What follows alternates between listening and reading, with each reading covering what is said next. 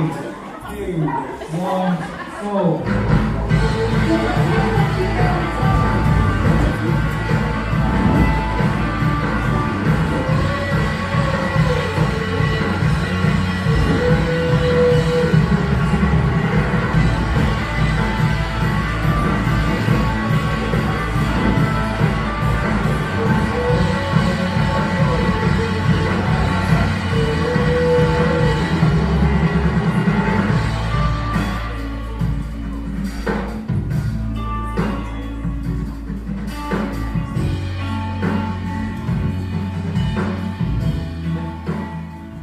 That there's 750 miles left to go in this race. You get caught up in wanting to get to the next checkpoint, but there's still a lot of racing yet to run. But then when I came out with the crowd of people, I was like, oh man, I'm gonna start crying. It's really overwhelming to see all the people here. Thank you.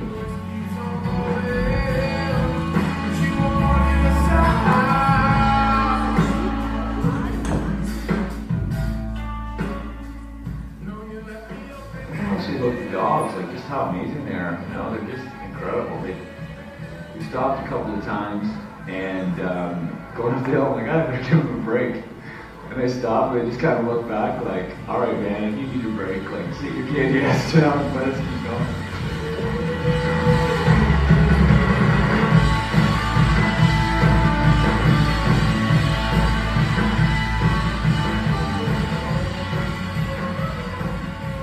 Last words before you take off there, Cody? Homeward bound. Ready? Ready? Alright, let's go!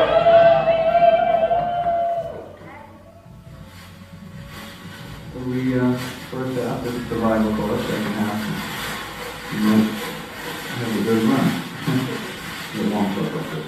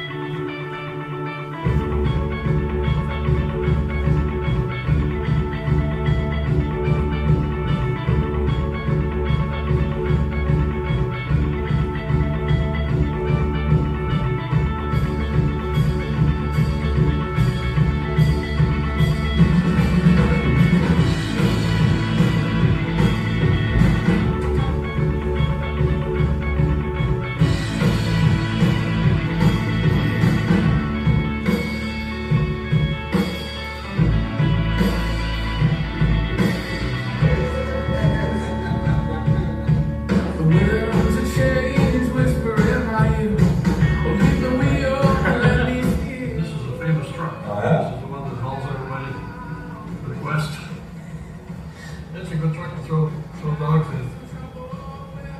How long you had this truck for? Usually 79.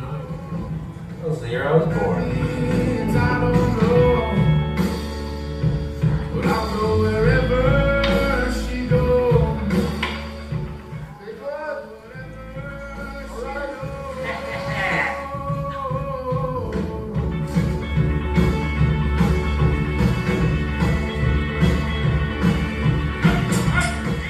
Felt like we just did the tour to the circle.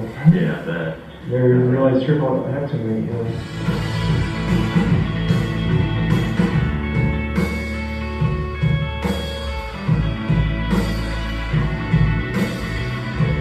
I know, I was like, seriously? Like, I get to... Yeah, it's really good. Good, hang on, I do. There's worse problems to have. Yes, sir. I agree. I mean, he smells like a great cigarette. You're good. You're good.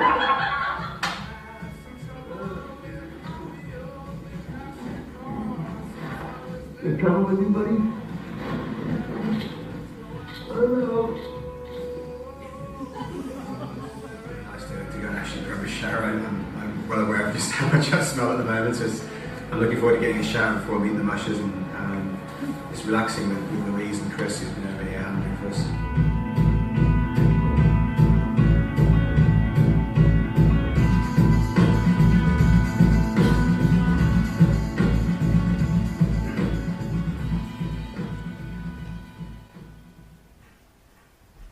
So that was the race video from the 2015 Yukon Quest, which was the first time we attempted to run both 1,000-mile races in the same winter. So the title of this part of the presentation, 2,000 miles for the dog team.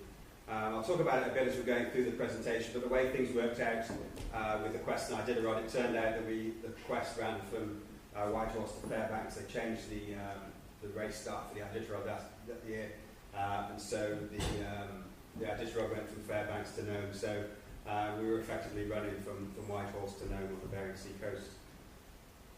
So the Yukon Quest is termed by many as the toughest sled dog race on Earth. I'm not sure whether it is or not, but there are a few reasons why that would be the case. The first, obviously, it's a 1,000-mile race. It follows traditional gold rush trails.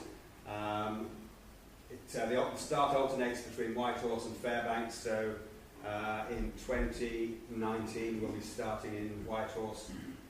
This year, 2018, we started in Fairbanks and ran to Whitehorse. The red dots are the 9 checkpoints along the way. These are places where we can actually resupply the sled. We send out food, as I said before, we'll send out food about 2 weeks before the race. Other than the 36-hour layover where we take a 36-hour break in Dawson City, we're not allowed any other support whatsoever along the trail other than the food that we send out.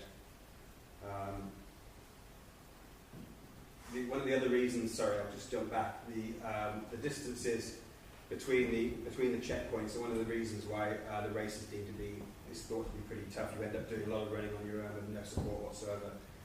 So the first run from Whitehorse to Braeburn is 100 miles. You're not going to run 100 miles in one go. You're going to camp about halfway along the trail. Braeburn to Carmax is 80 miles. Carmax to Pelly is about 85 miles. And then from Pelly to Dawson, you have a 202-mile run.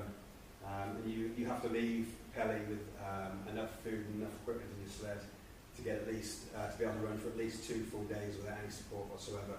And if the weather changes, and the weather can change really rapidly, then you also need enough stuff in your sled to be prepared to stay out there longer and even stay for rescue if the race becomes that bad.